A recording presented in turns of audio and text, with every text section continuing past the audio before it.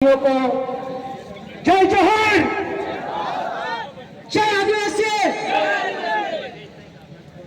मैं नारा लगाऊंगा, सरकार देश के चालक है, आपको बोलना है आदिवासी देश का मालक है। सरकार देश की चालक है, सरकार देश की चालक है। मैं बोलूंगा बच्चे बच्चे को सिखाना है, आपको बोलना है आदिवासी को बचाना है। बच्चे बच्चे को सिखाना है, बच्चे बच्चे को सिखाना है। जोहार साथियों, मध्य प्रदेश की इस आदिवासी पूर्वजों की मूल भूमि, भारत के मूल मालिक हमारे तमाम आदिवासी क्रांतिकारियों योद्धाओं की, शहीद महामानवों की जो मूल भूमि है, इस भूमि को नमन करते हुए मैं अपने विचार रखूंगा। साथियों, हम लोग सामाजिक वेदना, सामाजिक दर्द, सामाजिक संवेदना व्यक्त करने के लिए यहाँ खातेगांव में एकत्रित हुए हैं। मैं सेंधवा विधानसभा क्षेत्र, जिला बड़वानी सतपुरा क्षेत्र से आया हूँ। हमारे विधायक महोदय आदरणीय मोंटू सोलंकी के नेतृत्व में हम लोग शायद ही इस कार्यक्रम में सबसे ज्यादा 80 से 90 गाड़ी लेके आए हम लोग। तो साथियों, हमको इस पूरे देशव्यापी साजिश को समझना पड़ेगा कि ये जो जमीन लूटी जा रही है, ये जो जमीन लूटी जा रही है, इसके पीछे के मुख्य कारण और कारक कौन है। जब तक हम इसकी तह तक नहीं जाएंगे, इसका अध्ययन नहीं करेंगे, हमको ये लुटेरी व्यवस्था और नीतियां पता नहीं चलेगी। साथियों, वन अधिनियम बना 1927 में। सबसे पहले उन्होंने फॉरेस्ट पे जो पॉलिसी बनाने के लिए बर्मा का एक अधिकारी था, 1864 में अंग्रेजों ने लाया, उसको फॉरेस्ट की पॉलिसी बनवाई। वन अधिनियम बना 1927। उसके बाद में जो है नेशनल फॉरेस्ट पॉलिसी बनी 1980 की। उसमें यह लिखा हुआ था कि वनों का विकास और आदिवासियों का विकास जो है समांतर होगा। यानी कि वनों के, आदिवासियों के बिना वनों की परिभाषा नहीं और वनों के बिना आदिवासियों की परिभाषा नहीं। ये नेशनल फॉरेस्ट पॉलिसी 1980 में लिखा हुआ है। फिर इन्होंने एक साजिश लाई। क्या किया इन्होंने?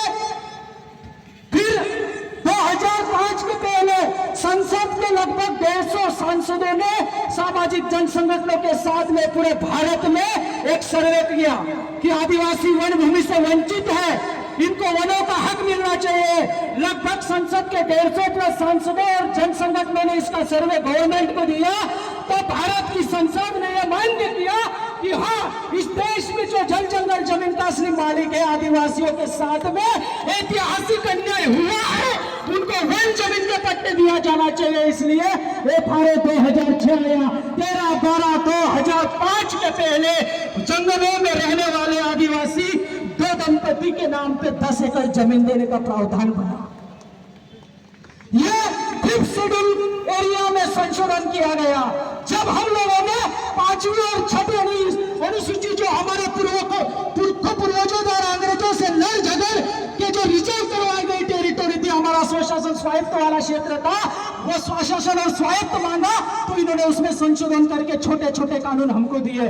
2006 का कानून आया। इसके बावजूद आज मध्य प्रदेश सरकार ने 5,45,000 हेक्टेयर वन भूमि आदिवासियों की छीन ली है मेरे भाइयों। और ये कैसे छीन रहे हैं?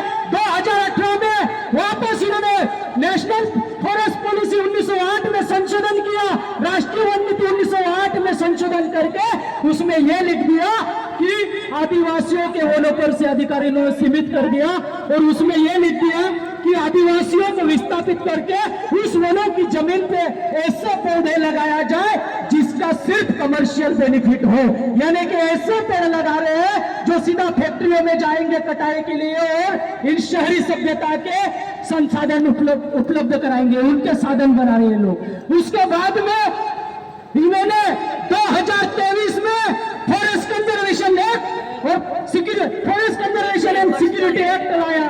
वन संवर्धन एवं सुरक्षा अधिनियम 2023 उसमें यह लिख दिया कि आदिवासी गांवों से सटे हुए जंगलों की जमीन पर जो है अब आदिवासी ग्राम सभाएं निर्णय भी लेगी, वो केंद्र सरकार लेगी और उस जमीन को ये लोग 60 साल की लीज पर देश के पूंजीपति धनाढ्य लुटेरों को देने की बात कर रही है लोग। और उसके खिलाफ में हम लोग देश का पहला ऐसा संगठन था बिरसा ब्रिगेड कमीशन जो था, तमाम जो साथियों के समर्थन में 7 से इस मामले को हम लोग सुप्रीम कोर्ट ले गए और ये केस जो है एडवोकेट बलराज मलिक साहब को दिया और पहली सुनवाई में सुप्रीम कोर्ट ने उस कानून पे स्टे लगाया हुआ है। तो भाइयों, ये जो ऐसा कानून था वन अधिनियम वन संरक्षण और संवर्धन कानून 2023, जिसमें 5.5 करोड़ आदिवासियों को 5वीं अनुसूचित क्षेत्र से विस्थापित करने का प्रावधान था। 5.5 करोड़ आदिवासियों को वनों से बेदखल करने का कानून था ये भाइयों, और उसमें यह प्रावधान लिख दिया गया है कि 60 साल की लीज पे पूंजीपतियों को जमीन देंगे। उसके बाद में जो है आदिवासी क्षेत्रों में जो कानून है वो पुलिस चौकियां नहीं रहेगी, पुलिस स्टेशन खत्म किए जाएंगे, वहां पे आर्मी के सेंटर खोले जाएंगे, यानी सीधे वहां पे मिलिट्री रहेगी। अब जब पुलिस रहेगी, पुलिस थाना रहेगा, तो हम लोग अपनी लड़ाई थाने पे ले जाएंगे और जुडिशियल व्यवस्था में जाएंगे, कोर्ट में जाएंगे तो हमको न्याय मिल सकता है। लेकिन जब आर्मी की मिलिट्री आ जाएगी तो आप किससे न्याय की उम्मीद लगाओ? वो तो AK-47 से बात करते हैं। यानी कि देश की व्यवस्था का पहला व्यक्ति इस देश की व्यवस्था का आखिरी आदमी बना दिया गया। हम लोग पिछले 2600 साल से आदिवासी इस देश में जल जंगल जमीन की लड़ाई लड़ रहा है और 2600 साल के बाद 5 जनवरी 2011 कैलाश और अन्य बना महाराष्ट्र राज्य नंदाबाई भेल जजमेंट में सुप्रीम कोर्ट के मुख्य न्यायाधीश आदरणीय मार्कंडेय काची और ज्ञान सुधा मिश्र की बेंच, 2 जजेस की बेंच ने जजमेंट दिया कि आदिवासी 8% आदिवासी इस देश का मूल मालिक है और उस हिसाब से सीधे तौर पर जल जंगल जमीन का प्रॉपर्टी ओनर इस देश का आदिवासी रहेगा, ये सुप्रीम कोर्ट ने बोला है।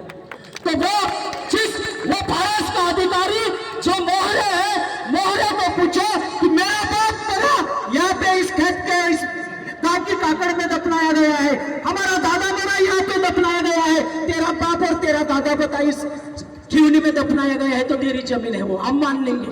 बता बाप की जमीन है क्या, या तुम्हारी विक्टोरिया भारत माता लेके आई, या तुम्हारा बाप जॉर्ज पंचम लेके आके तुमको दिया है?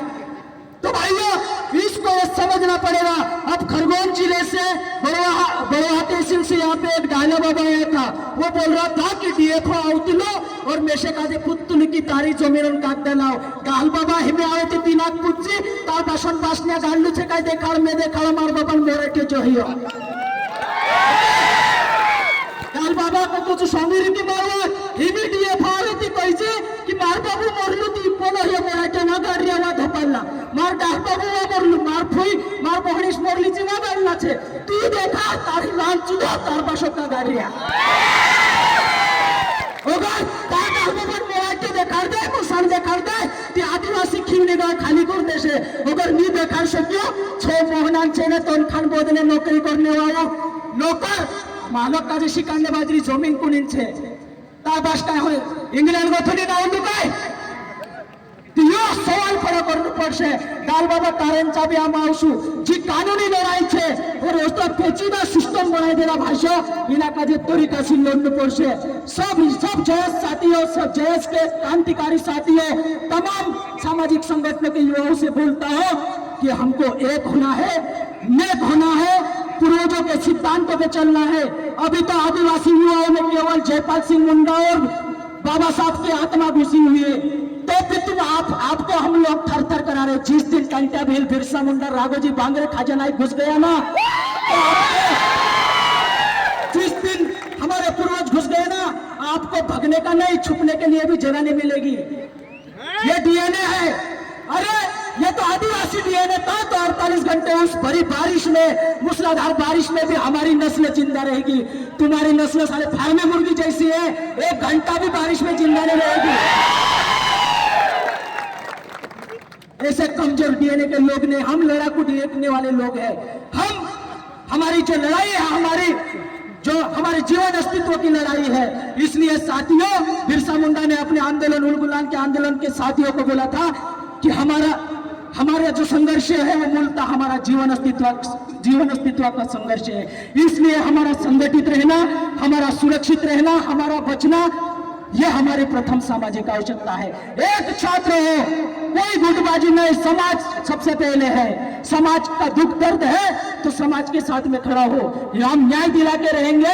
हम अभी यहाँ पे युवाओं ने जो मोर्चा संभाल लिया है, समाज को न्याय मिलेगा और न्याय देना ही पड़ेगा। इसलिए 4 लाइन बोलूंगा और मेरी बात खत्म करूंगा। आयोजन कमेटी ने मुझे नोटिस कर दिया है। हमको सता के देख ले जालिम, तेरी ताकत जहां तक है। अरे हमको सता के देख ले जालिम, तेरी ताकत जहां तक है। हम भी देखते हैं तेरे अत्याचारों की सरहद कहां तक है। हम भी देखते हैं तेरे अत्याचारों की सरहद कहां तक है। हम भी बिरसा और कंटा के उलगुलान को पूरा करके रहेंगे। रोक सके तो रोक ले, लगा ले अपनी ताकत, तेरी ताकत जहां तक है। जय बिरसा, जय